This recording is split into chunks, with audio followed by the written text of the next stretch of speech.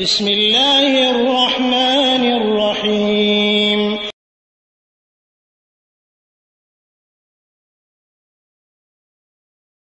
প্রশ্ন করেছেন, নগদ কত টাকা থাকলে যাকাত দিতে হবে, স্বর্ণ ও রূপার যাকাতের বিষয় সম্পর্কে।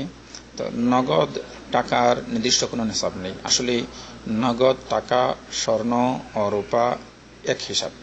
যে সমস্ত সম্পদগুলোতে যাকাত ফরজ হয় তা হলো 5 প্রকার।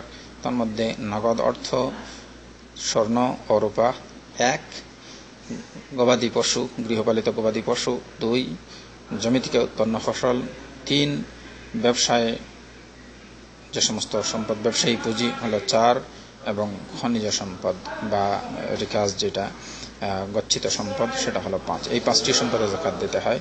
অতএব